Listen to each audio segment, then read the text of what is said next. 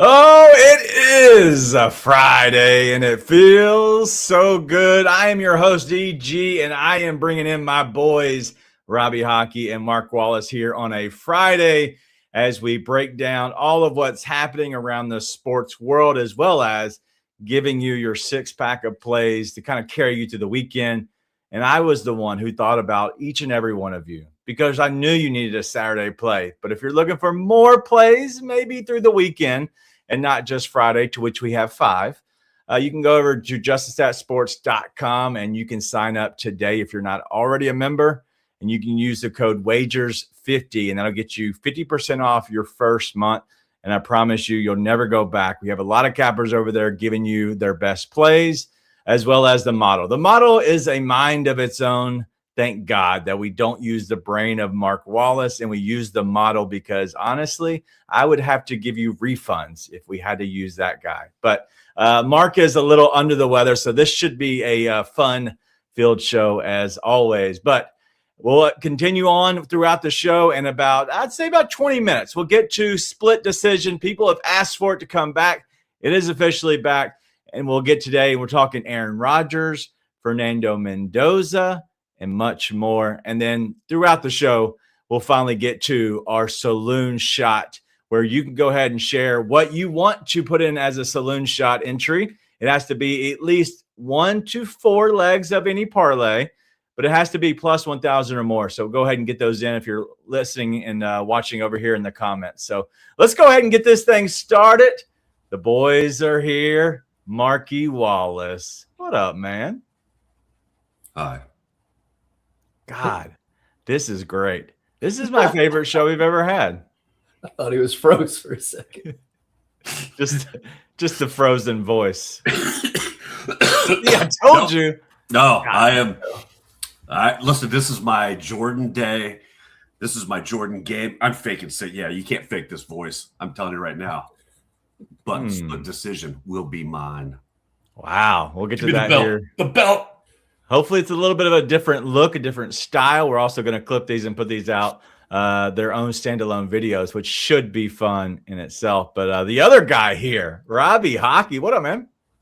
What's up, fellas? Not sick at all. Just sick of the work week and ready for it to be over with. That's the only thing I'm sick of right now. But yeah, ready to get this started. Late night because, of course, LA and Colorado have to start at 9:30 at night, God's time. So, yeah, I'm here, though. Yeah, it is the Lord's time for sure. But Robbie, I had to ask you a question on this. Kim brings up a special comment here. Mark looks like he might have been someone who took the last pizza. Is that true or false? Very accurate. Very accurate. That is the last beer. Never. Ever never the last beer? That. No. Or never last pizza. Pizza. I will snag that in a heartbeat. If it's there and somebody else wants it and they're not there first. Sorry.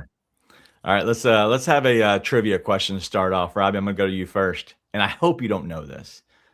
Keldon Johnson, who does he play for? Spurs. God, how did you know that? I didn't think you would know that. I thought Mark would, but I didn't think you would know that one. All right, I did some NBA capping last season during the finals run or playoffs, and I remember his name popping up a few times. Yeah, 5 rebounds. That should cash easy. I could get at least 2 rebounds in the NBA, so Keldon should be able to get 5. Mark, do we think that Keldon gets 5 rebounds after coming off of a 6th Man of the Year award winner? Listen, I would play the under on Robbie's 1.5 rebound line, and that's even against Portland. Against Keldon Johnson going against Portland, he absolutely should because, look, if Wemby cannot go, they're going to need to find somebody or some buddies to fill those shoes and look for him to crash the boards. I like that look.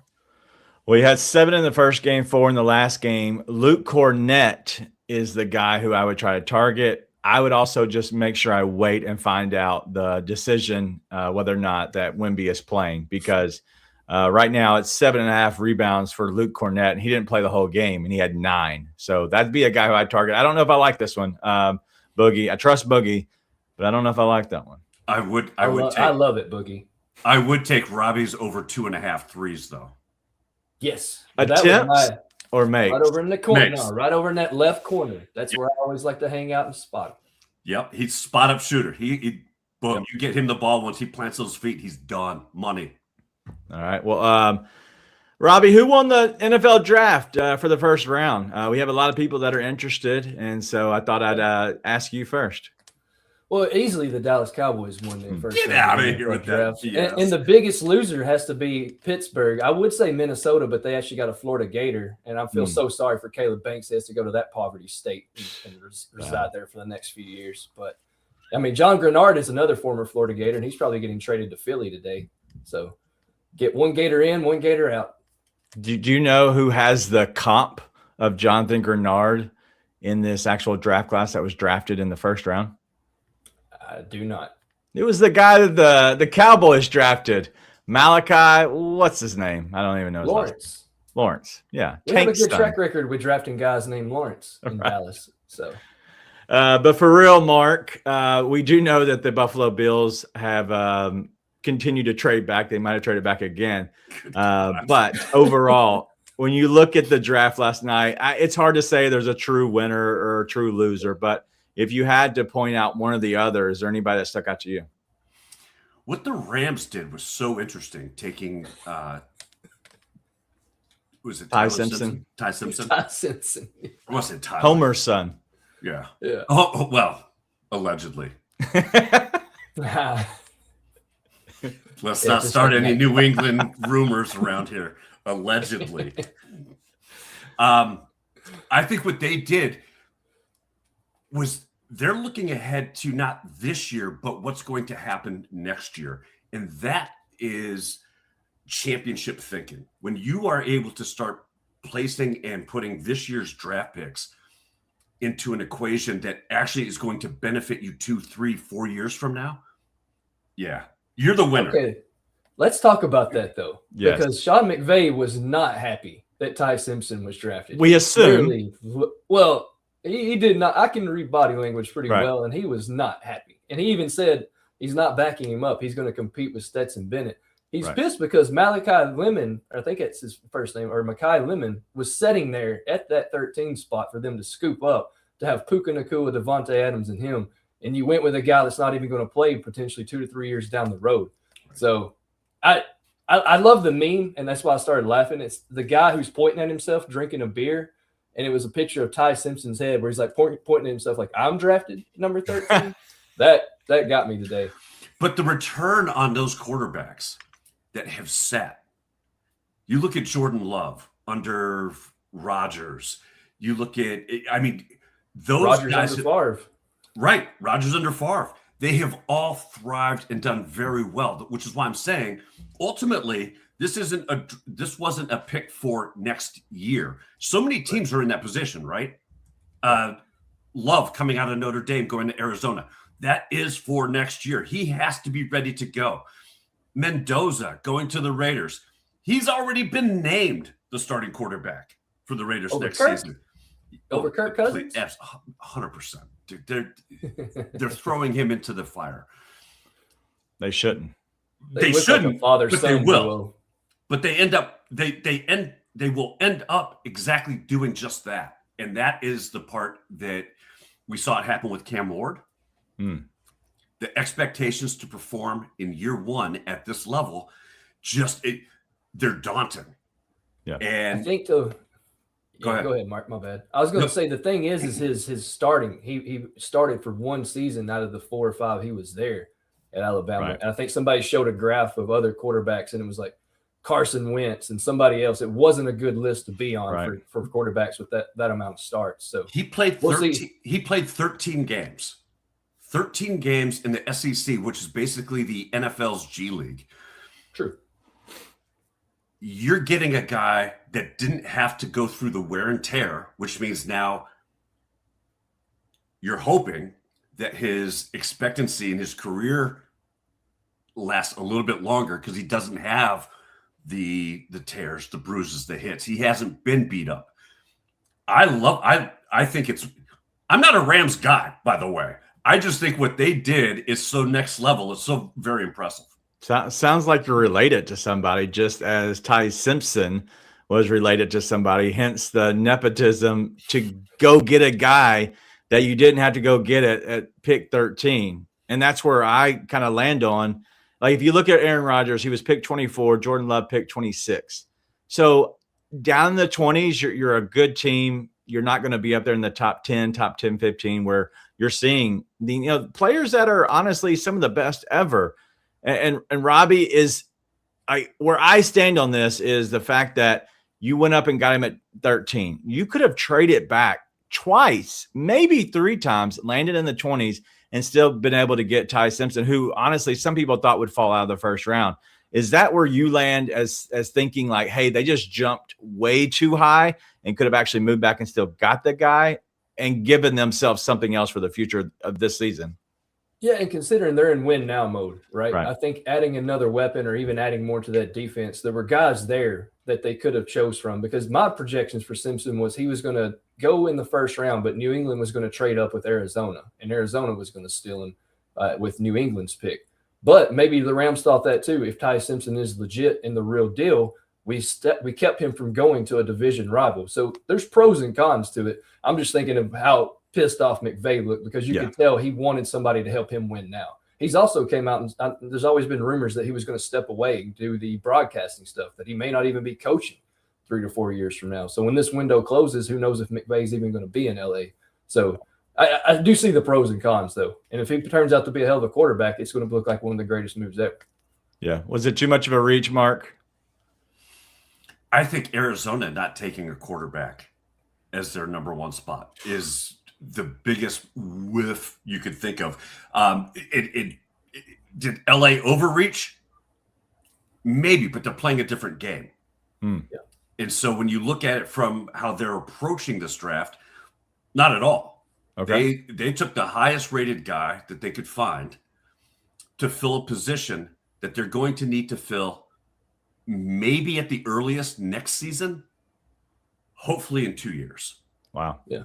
And we already know LA, they always say F them picks, F them first round picks. So if that's their mentality, well, we don't like this pick anyway, so let's just get our quarterback of the future since we don't care about the first round anyway. Yeah, true that. They're definitely in win now mode. I think this is a great future pick, and I think this is great for the future of setting them up for success.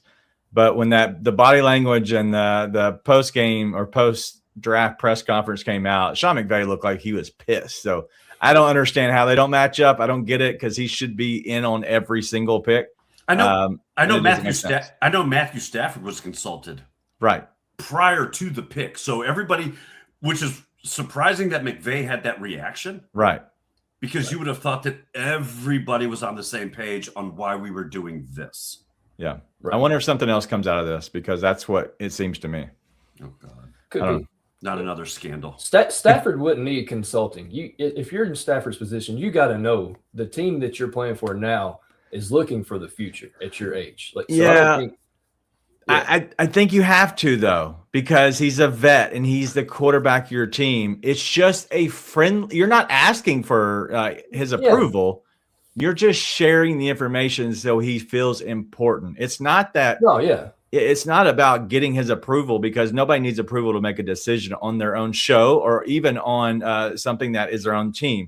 You just need to. We're talking to you, Buffalo. We just think that you reach out to the people so they don't feel disrespected. I get that. I feel that, like, when you feel disrespected, honestly, it hits differently. And it makes you make decisions that maybe you didn't think about making. And at that point, that's why I think reaching out to Stafford was a great decision. And maybe I should rephrase it. I don't dog them for reaching out. I'm saying if I'm Stafford, it shouldn't matter. It's good that they reached out, but the answer should be, you should get a quarterback for the future. It shouldn't have been a negative. Like, why are you getting a quarterback in the first round? But that's what I meant by that. Right. But I think without that communication, right, you end up in a situation where now Stafford's wondering, am I the quarterback for next season? Is this a guy that they're bringing in for next year? Since we are in win now mode, Correct. What message does that send? So I think that you have to look, anytime you have clear communication from the top all the way down through your chain, nobody's feelings get hurt. No. Nobody is confused by what is happening around them. And that confusion is literally a cancer. And once it starts to grow, it's done. Yeah. Once everybody's taking notes on that you just said. Well, once everybody knows their role, they can flourish in their role. Right. And you knowing that you are of importance to that franchise, then you know, hey, I know my importance. And I know that as long as I want to be here, I'm good. But when somebody goes around your back, sometimes it does hit. And so I'm glad they went to him. They didn't need his approval. And I know that's not what you were saying, Robbie, but just want to explain, like, that is exactly what a organization should do on anything of any form, work, job, show, anything. You always talk to your people. That way everybody knows where everybody stands. But we'll see. Anyway, that was great discussion, but it's time for our picks now. Because why make the people wait any longer? We pretty much had a split decision, even though we're all kind of on the same page. But it won't be like that the entire show. Let's go ahead and get to these picks, and let's hear from Seabass. Hey, what's up, everybody? It's your boy Seabass, the only 5-star chef in the game. We all know sports betting is full of bad beats and tough calls, but when it comes to flavor, there's no second guessing. Bassett's Blends is the plus EV lock of every meal. We don't need a stinking model. Crafted with winning spices and bold taste, Bassett's Blends comes in 3 flavors, original, hot, and no salt, that's going to turn chicken, steak, vegetables, any dish into a can't-miss cover every night. With Bassett's Blends, there's no bad beats, no flavor fades, just guaranteed greatness. Check out the link right here where you can pick up your Bassett's Blends for a guaranteed lock every single night. I love it. I love me some Bassett Blends. Listen. How bad is Miles Mikolas? And yes, I do need a Ricola. He has me playing the White Sox. What? The White Sox. What? The White Sox on the first 5 money line at -120. This is one of those spots where you just almost want to laugh at the matchup. And then you realize, this is actually the right side. We're fading Mikolas, and that's really the whole starting point. Even when he's better, and I'm not saying he is, he's not going deep. He has not gotten out of the 4th inning in 3 straight starts, which is a huge problem, especially since we're targeting the first 5 bet. It means he's getting multiple innings out of a guy who's either already in trouble or about to be, and there's just no stability there. 1 clean inning doesn't fix the bigger picture, and on the other side, Chicago's actually set up pretty well for this exact window. They're using the opener with Hudson, who's a reliever, which helps them avoid early damage. And then they're handing it over to Eric Fetty, who's been trending in the right direction every single time out. The ERA solid, the underlying numbers are even better. And he's the type of arm that can settle a game down once he gets into a rhythm. I like the fact that he's starting in that 2nd inning where he is going to be able to go deeper and give the White Sox a chance to go over and above this. Then we're going to take the Oilers team total over 3.5, because if it ain't broke, don't fix it. They have cleared this line in both games this series, and this is a series that is all about scoring, and it is not going to slow down. Through 2 games, things haven't been perfect for the Oilers, but yet they've still managed to clear this number in both of them, generating chances, creating chaos, and putting constant pressure on the net. And then you go into Anaheim, where the Ducks don't play slow. The Ducks mentality is not the grinded out type style of play. They are very, very comfortable in a back and forth game, and that's exactly the environment where Edmonton thrives. The market's telling you the same thing. When you've got a full game total, and this is important, the total right now is sitting at 6.5, and it's juiced to -150. That is a very strong signal that this is likely going to get bet up to a 7 or even a 7.5 by puck drop. The books are expecting lots of scoring, and when that's the case, isolating a team total like this becomes the smart way to approach it. Give me the Edmonton team total over 3.5. Ducks still win. God, I hope so, DG. I hate Edmonton. We're going to go a little shot on goal parlay action. And I'm taking 3 guys who are playing at home and they're playing in places that haven't seen a lot of playoff action lately. Cole Caulfield for Montreal, they finally come back to the Bell Center tonight. He's been quiet, really, as of late in this series, especially as far as shots on goal. He only has 3 shots on goal in his first 2 games, but he's back at home now. This is an environment he's going to thrive in. I think that Montreal crowd is going to be hype, and this is an alt line, so I'm not taking all these guys at their full shots on goal. They're all set at 3.5, so you take the number down, get 3 shots on goal for Cole Caulfield. He's going to go off tonight. He's at least going to shoot the puck. Now, whether they go in, that's up to him, but he is going to get some shots on net. Then we're going to go to Dylan Guenther, the guy who is actually shooting the puck more than any player in the playoffs right now. He had 23 shot attempts in his first 2 games, clearly 3 shots on goal in both of those games. Utah are going to be hosting their first playoff game tonight. Dylan Guenther is one of my favorite players on that team. He averages 9.4 shot attempts in his last 10 home games. I think this is an easy cash for Guenther. Then we're going to go to DG's favorite, Cutter Gauthier Gauthier. And this is going to be one of those where I think you could actually ladder his shots on goal. They finally moved him to the top line. Why he wasn't on the top line? That beats me because he's the best player on Anaheim's team. So word of advice, don't relegate your best player to the third line. He had 8 shot attempts and 4 shots on goal last game. Oh, and by the way, he had 2 goals and an assist. So give me these 3 for a little shot on goal parlay at plus 143. My second play, going to stick to that Edmonton-Anaheim game because that's where all the fun's at lately. Going to take John Carlson, 2+ block shots at plus 105. He's cleared this in all 3 games versus Edmonton since he's joined the Anaheim Ducks. And Anaheim stirred up the Hornets' nets big time by beating them in game 2. I think Edmonton's going to come out firing the puck all over the place tonight, which means John Carlson's going to have to use his body to stop a ton of those shots. This is a guy that played for Washington throughout his career. He was in the playoffs. He's seen the playoffs a lot. And in those playoff games with Washington, he averaged 2.1 blocks per game. And he did this in 62% of all of his playoff games with the Capitals. He's a veteran who understands he's going to put his body on the line if this team wants any chance of making it to round 2. So give me John Carlson, 2+ block shots at plus 105. I bet if Robbie was a hockey player, he'd be blocking some shots, just jumping on the ice, trying to get it whatever he can. All right, I'm going to go to this pick. We're going to go to Lakers and the Rockets. This is the first quarter play, over 53.5. It's at minus 110. And when I looked at this, they went over every single game in this series so far. But then I started looking back at all right, so how far back? And then I looked at, every game that they played this season in the first quarter has went over 53.5. The line's just too low, especially with a Houston Rockets team who I don't expect to ramp up the defense. I expect them to ramp up the offense and trying to get up and down the floor and trying to get some spacing involved. Because of that, I think that they fly over again on this one, which I think they're averaging 60.2 just in their matchups this season, which is crazy. All right, let's go to this next one. Same exact thing, different teams. Thunder and the Suns, first quarter over 53.5. It's at minus 108. When I looked at this one, all right, the Thunder, been pretty good. Suns, not so much. But if you look at how these two teams are starting off, especially now going back to Phoenix, you have a team that really has to win down 0-2.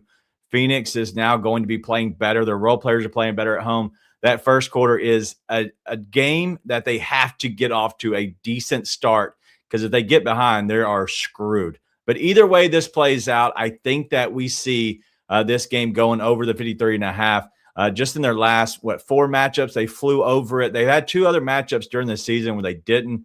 But I'm looking at the last 4 and especially this last 3 where they're averaging 56.5. And so because of that, I think 53.5 is just way too low on both of these plays. So I expect us to cash both tickets. And you're welcome. I gave you an extra Saturday play. All right, well, let's get to this one, but I have to get back real quick. Your name is so Rob. Joe thinks you look like a 90s Eminem video, Rob. Yeah, that'd be accurate. And you had hair. Yeah, I used to bleach my hair. I was a big Eminem fan. I mean, clearly, if you couldn't tell. Do you have the rabbit tattoo? No, I don't have a rabbit tattoo. No, unfortunately. Yeah. I do have an Eminem t-shirt still from high school. So what's the oldest shirt you think you own? Like how many years? Oh, it's easy. It's my In Your House 1995 pay-per-view when I went to Nashville and watched wrestling for the first time ever. I still have that shirt with Psycho Sid and Big Daddy Cool Diesel in the front of it. 95. So you're like maybe 10? I was 7. 7, even better. It doesn't fit. And you still wear it? No, I have it. He asked what Oh. shirt I have. Yeah, Okay. that's the oldest one I can think of. All right. So, why do you have this shirt still? Does a kid wear it? It's an in your house pay-per-view shirt. It's a memorable item that Let's say that it again. was my first pay-per-view. It's a what? Memorable. Chicka memorable. Chicka. All right. Well, what's the oldest shirt that you currently wear? How do you think that, or like what time of life? Because I know mine. Oh, it's easy. It's a gray V-neck fitted shirt. I think I wore it when we went to Nashville for the fights back in last summer. Okay. I'm pretty sure that shirt is like 7 years old, but it still fits like a charm, and I love wearing it. 7 years old. That's not it? that old. Mark, what about you? Come on, bro. 7. I'm 38. Like, I don't buy clothes. You can check in my closet. Well, I'm wearing a shirt that I made 7. myself today. 7 isn't a lot. Mark, what's the oldest shirt you have? The oldest shirt I have is it's actually a dress shirt that is one of my favorite dress shirts. It's been relegated to now when I go up and play.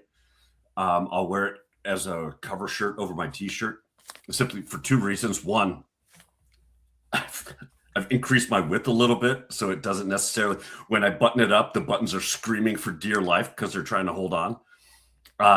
So I leave it unbuttoned, but it does have some wear and tear on it, so I'm not afraid of it getting beat up. But it's about 18, 19 years old. Okay. See, I have so I'm 42 now, and I know, so when I graduated high school was 2002. I know I have shirts from high school that I still wear. They are very worn out. So that's a long time ago. So yeah, I actually just wore one the other day because I was doing the cutting the yard. So they've now been relegated to cutting the yard shirts, but I still wear them. I have like wear out in public. I have a lot of cutoffs from way. I wear it in public. Okay. Well, yeah. It's not that bad. Okay, you having cut off t-shirts, Robbie, is not a surprise. Yeah. No, it shouldn't be. If you've I been wear watching this show for a while. Yeah, I wear a cutoff sleeve shirt every single day of my life. Cold, in the winter or not, when I get home, I'm always in a cutoff sleeve. I just can't do that. I can't do it. I don't know. My favorite is a cutoff black, like Under Armour pants and a boggin. People don't understand it, but I don't like my head to be cold, and I don't like my legs to be cold, but this don't bother me. I do have a Pink Floyd t-shirt from 1993. Okay. That's you wear? That's what we're going for. That I still wear, yeah. Okay. But okay. I only wear it because it's starting to wear out, like around the collar and everything. Yeah. I love the shirt. So Gotcha. That's awesome. All right. Well, suppose I look like a Golf is Life t-shirt is what I got going on today. But Rich says I have a doppelganger in the WeatherTech Safe Flight auto insurance commercial. I've not seen that. I've seen those commercials, but I never paid attention. I'll have to pay attention. I'm going to start looking now. Yeah. I have no idea. And then Kim says his brother-in-law had a shirt made back in our honeymoon, 1990. Wow. So that's a long time ago. All right. Well, let's go ahead and continue on as we like to give you something a little bit more. And we're way past what I expect us to be at this point. This has been a fun show so far. We're literally almost 30 minutes in.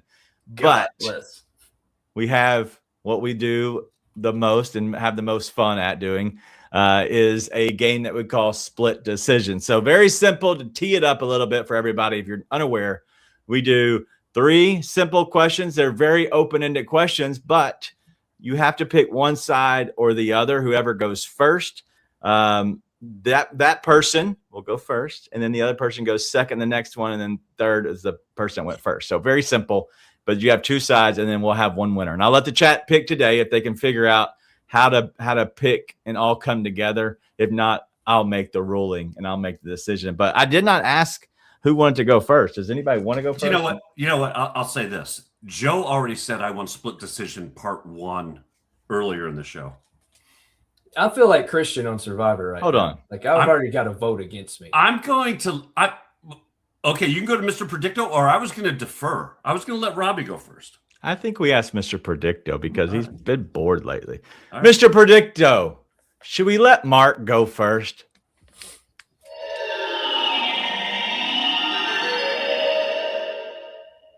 The answer is yes. All right. So you're going first. All right, let's go. Always All like right. the 8-ball better. All right. We'll do this. We'll start off with this first question about Aaron Rodgers. So we'll let the boys get settled. But what we do here with split decision should be some fun. And we're going to target this first question about Aaron Rodgers and whether or not he should retire, because I think it might just be time, but he could have a little gas left in there. So let's go ahead and bring in the fellas. And boys, we need to answer the question. Everybody wants to know, should Aaron Rodgers retire? Mark, you're up. At some point, you have to stop asking, can he still play? And start asking, is this still really worth it? And with Aaron Rodgers, that question is getting louder and louder. The injuries keep stacking up. The mobility isn't what it used to be. So yes, he should absolutely retire. The margin for error at that level is razor thin, and he is putting Pittsburgh, he's not letting them move on and develop the team that they need to have. He's already a Hall of Famer. He's already one of the most talented quarterbacks. Yeah.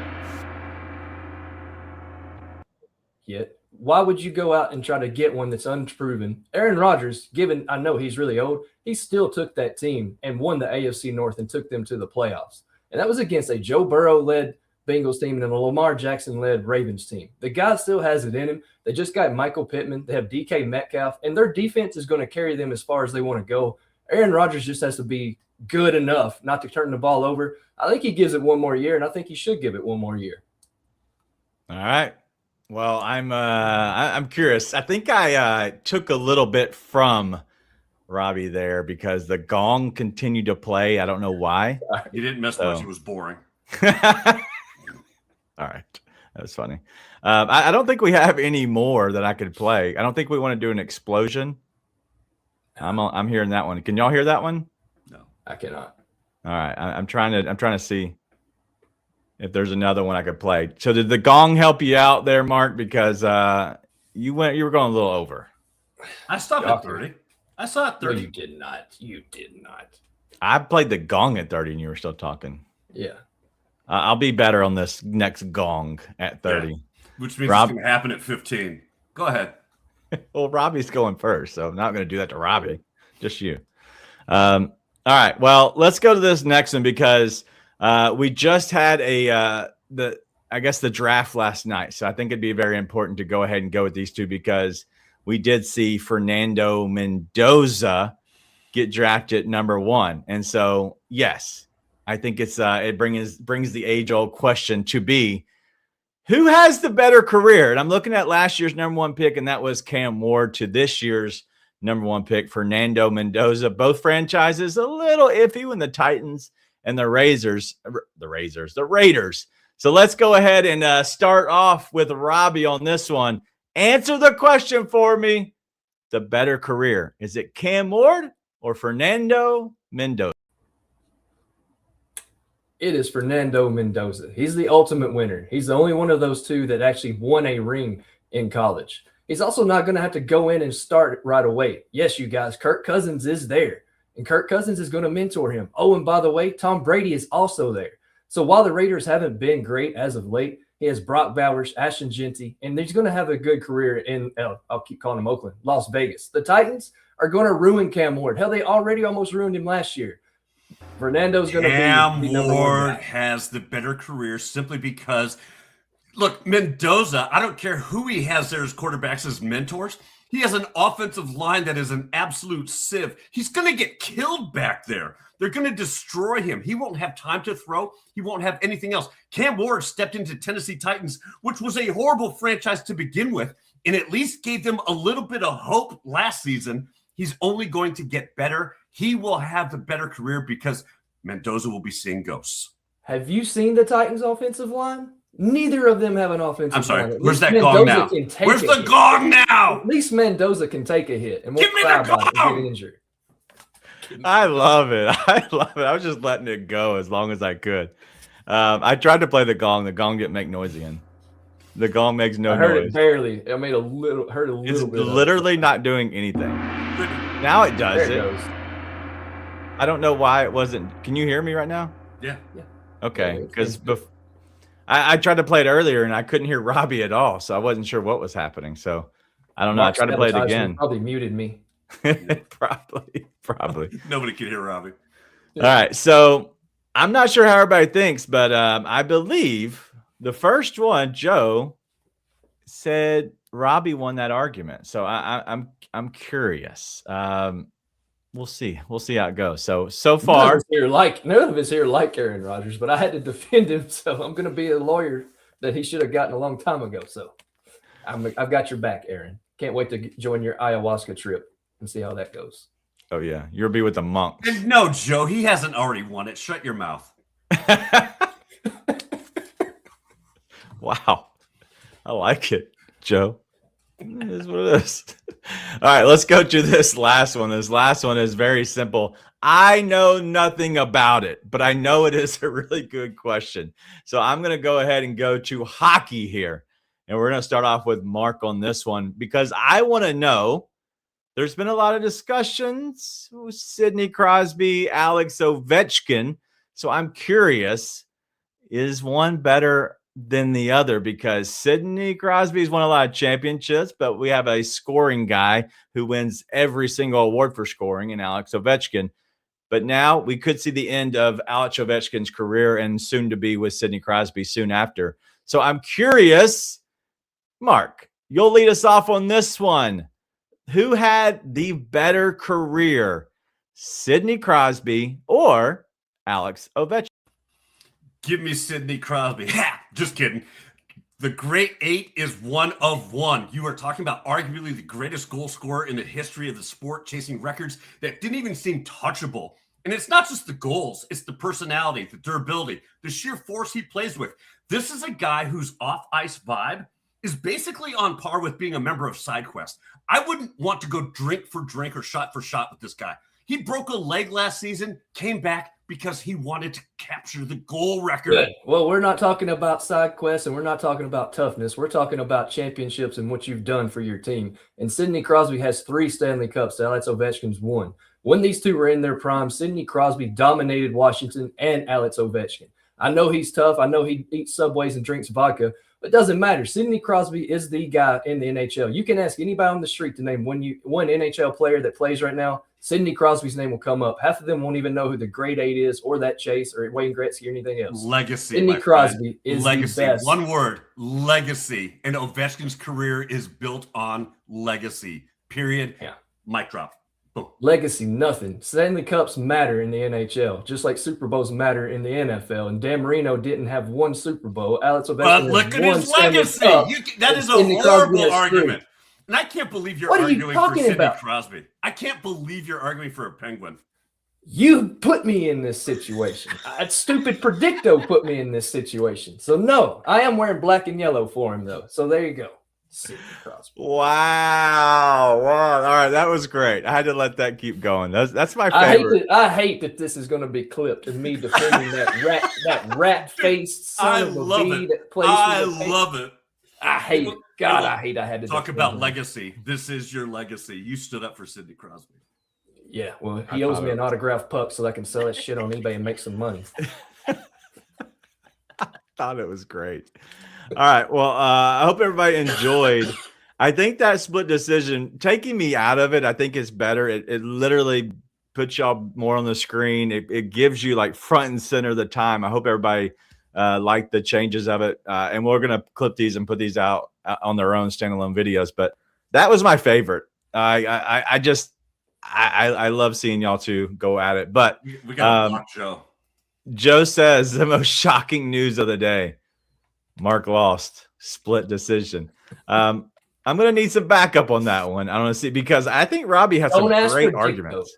Don't ask Predicto. Predicto needs to shut his mouth. I don't want to hear from him. I think we need to turn it over to Mr. Predicto. Bro. If you do that, you got to ask the 8-ball because I know 8-ball's got my back. All right. Well, that was fun. Bringing up your Timo version of Mr. Predicto. That's horrible. And I have to say, I think Robbie won this one. And so I do apologize, Mark. I will say for everybody, I think Robbie won.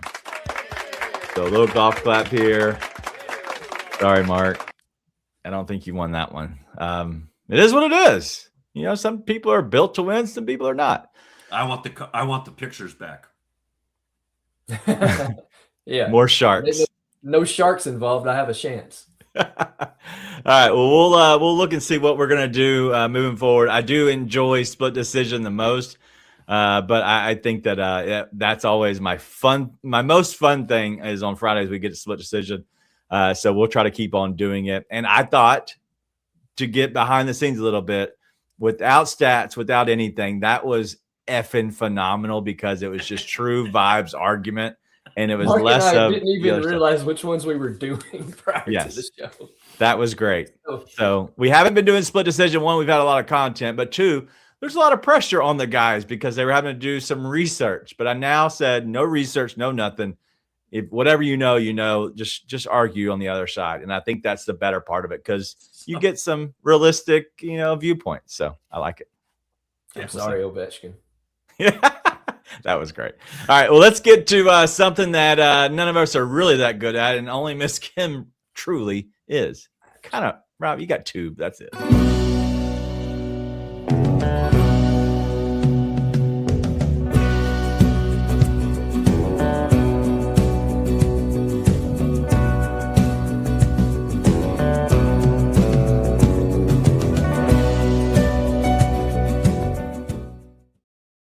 This is the saloon, and if you're looking at this gorgeous graphic, we are just loaded down here in the bottom left. Me and Miss Kim have 6 between us.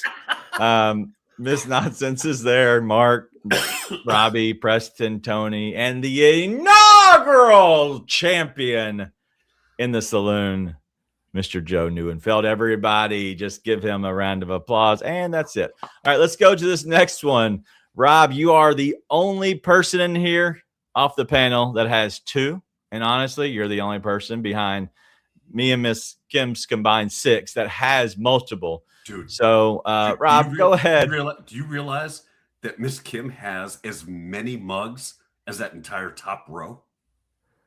Yeah. I'm not on the top row, so I'm on the bottom. Insane.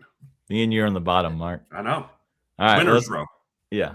All right. Well, let's go to the losers row. Let them start first. Rob, what you got? Losers row. Look, I'm going to go with some hockey dudes as it's the screen. Give me Dylan Gunther and Cole Caulfield to score a goal tonight. I already think they're going to shoot the puck a ton. So one of those pucks are going to go in for each. Caulfield, 9 goals in his last 10 games at home. If Gunther scores, which he's done in 8 of his last 10 at home, Logan Cooley will assist and grab his point. And then the Swedish Redwood, if you listened the other day, he cleared 2+ block shots. That would be Matthias Ekholm, the Swedish Redwood. You got to watch the show, DG. He had 2+ blocks the other night, cashed that ticket. He's going to get 2 tonight. He cashed 2 in the first period last game. Put it all together for a plus 1,089. Wasn't sure of the Swedish Redwood, but I do have a question. This is genuine question, not a complete ding dong. Block shots. Can you just be standing near the goal and somebody shoots a puck at you and it hits you in the elbow and you're good? As long as it hits you, it's a block shot. As long as it hits you and it changes the direction of the flight of the puck so that it doesn't turn into it. Because you could have a block shot that is negated because it still reaches the goalie, which then gets a shot attempt.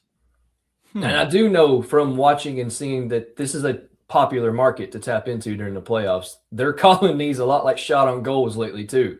So you got to be a little careful with this prop. I've kind of dialed it back a little bit.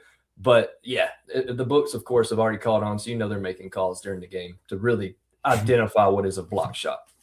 And who does the Redwood play for? Edmonton. He won't do that tonight. Sorry. All right, let's go Ducks, and let's walk with me again. And I'm going to go to a walks parlay, and we're going to have some variations to this. Plus 1334, you're welcome. We were 1 walk short from Bubba Chandler last time, who only gave up 1, should have gave up 2.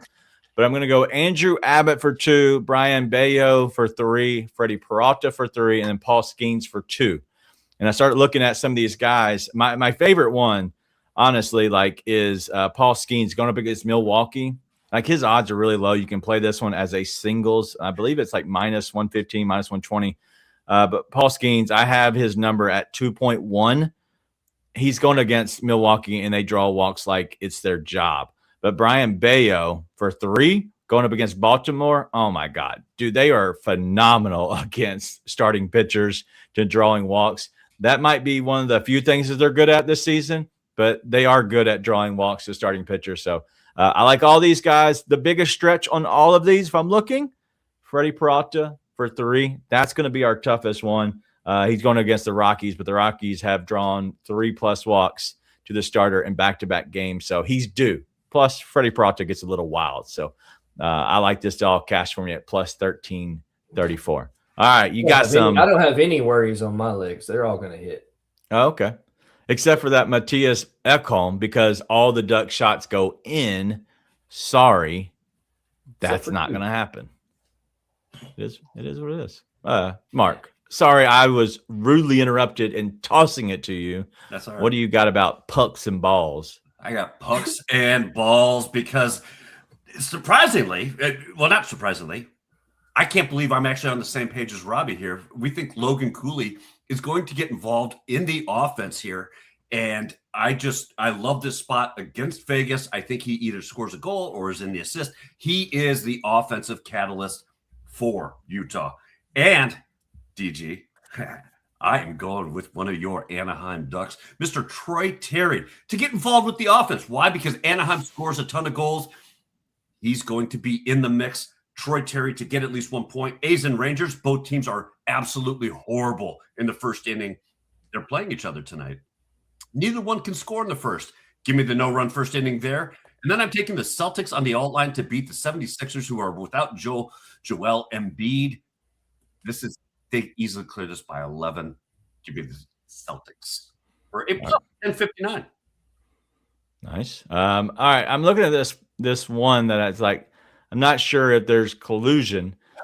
Both guys have the same guy, the same play. I wasn't sure that was allowed. I put it in first.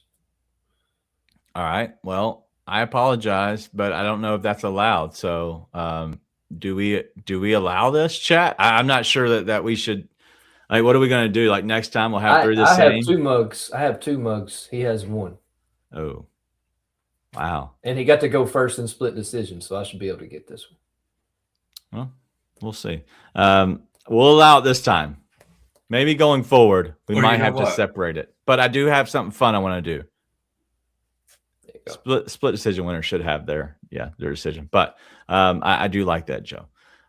Let's go ahead and do something fun because it's Friday and we have a few extra minutes.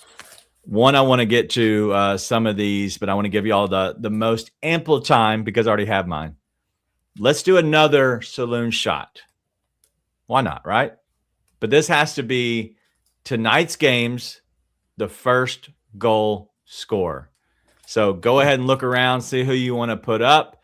Let's find plus 1,000 or more as I go through these and see what everybody else is doing on their saloon shots. But let me see if I can get down here to see them. Here it is. I saw Boogie's saloon shot is Katie and Kenny and Abdiya. Why can I not think of his first name?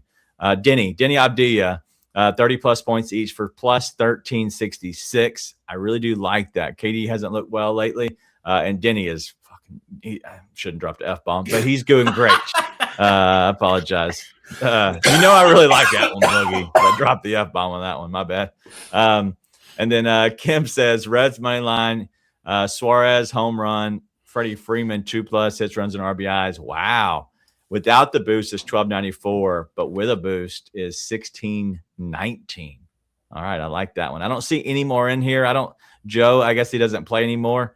But I do have an important question before we get back to all of that. Guys? Yeah. Joe's talking a little trash to you, Mark. He says, I got in the saloon like a year and a half before you.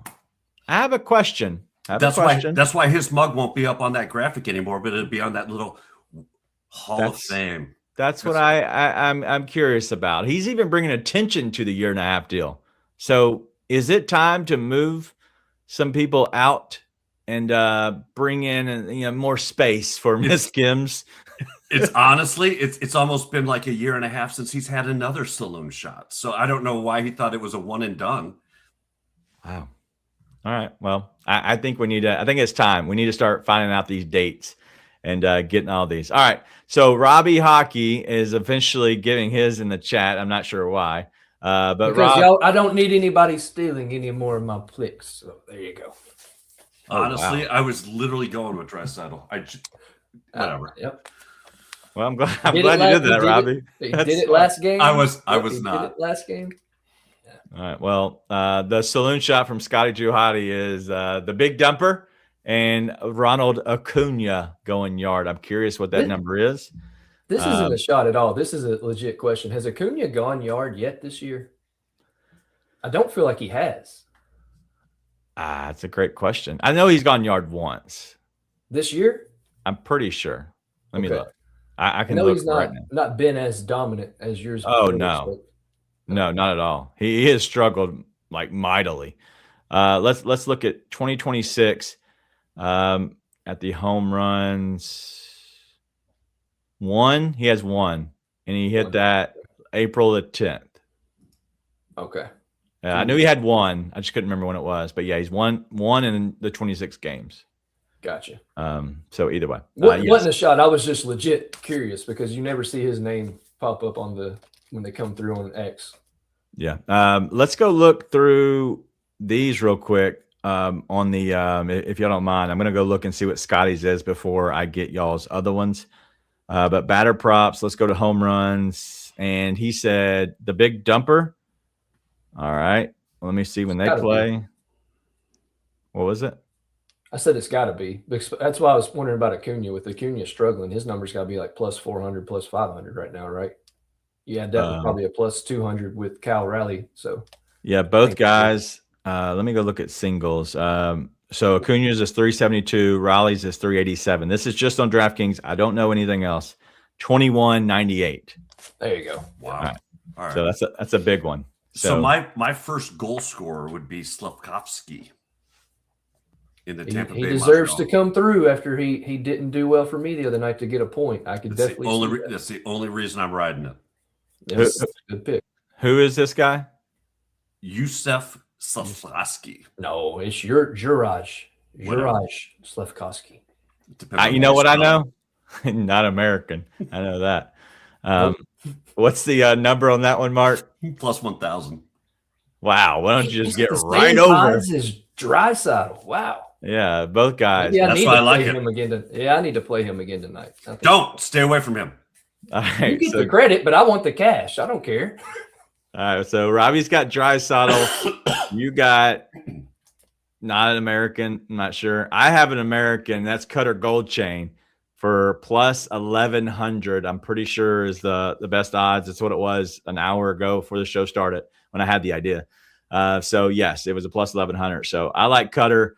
Home ice, just put in 2 last game.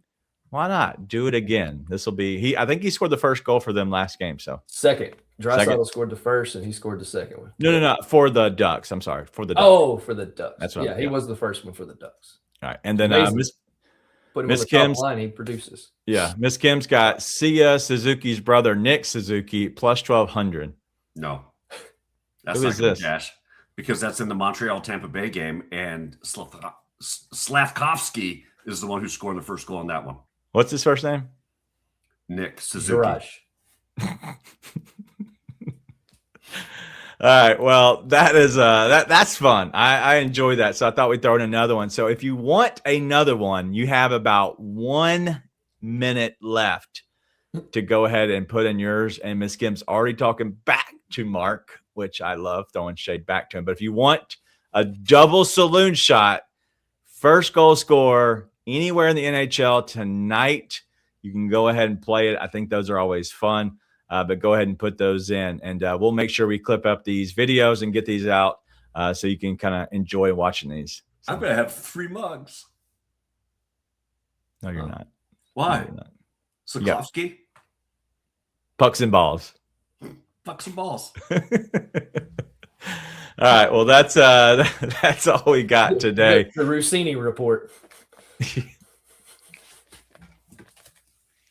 Oh, no. Thank you. That's not good. It's so. We're getting canceled. On behalf of our HR department and legal, we'd like to extend an apology to all the families involved. How many families, though? Because it seems like there's broken families coming up soon. All right. Well, Robbie's back. Mark, what is the main game you're looking forward to watching tonight? Because there's a lot of NBA, a lot of hockey, a lot of Major League Baseball, and there's draft. the NFL draft. There's so much going on. Mark, what is the one game you're like, all right, I'm looking forward to that one, or one event? There's the late game, obviously, Spurs in Portland. I really do want to see how the Spurs respond if they have a limited or they're without Wemby this game. So I do want to see how they do there. From a hockey, I am so set for Edmonton and Anaheim. I think there's going to be a ton of scoring in that one. I'm excited. I think it's going to be absolute chaos, and I am hoping that by the time the medicine kicks in and knocks my ass out, I have enjoyed enough hockey to take me until tomorrow morning. Rob, since Mark gave us every single game available, what is your favorite event game tonight that you're going to watch? Just one, not every sport, but just one. Yeah, for watching purposes, not really for betting. It's going to be Montreal and Tampa Bay. I'm really, and it's the early game, so I don't have to, go to sleep in that one. But I'm interested in that one because I'm all American around here, but I'm kind of pulling for Montreal to make a run. I do like Montreal a little bit, but it's because they have an American scoring all their goals in Cole Caulfield. So if it wasn't for an American, they wouldn't be in this position right now. By the way, did you see the real American win this slap? Yeah. Yeah. Well, that was pretty cool. And even still does We the People, right? Yeah. That was funny. Also, before I go, Finn is in reform school, which is AKA my mom's house, and he's watching the show and he keeps waving. So hello, Finn. There we go. Hello, Finn. I hope you're not in trouble. I apologize, Finn. I apologize, Mom. I didn't mean to say that one earlier. But you know what? Sometimes it gets the better of us. I didn't really find out. Yeah, that's what happened. We know what I'm watching tonight. It might be the late one. God's time. It's like 9:00 start. But we're going the Ducks again, baby. The Ducks. We get a little quack attack tonight. We're feeling good. It is Edmonton. They're going back to Canada. Yeah, they're going back. And so we're going to take out our frustrations on them for 2 more games. And we're going to go back to Edmonton and win 1 more. So I appreciate your time looking into this game, but it's going to be a slaughter. Gold Chain win. He gets the first goal, and it's over from there. So we appreciate you watching and hanging out with us here. Gets a little crazy on a Friday, but that's how we do it here.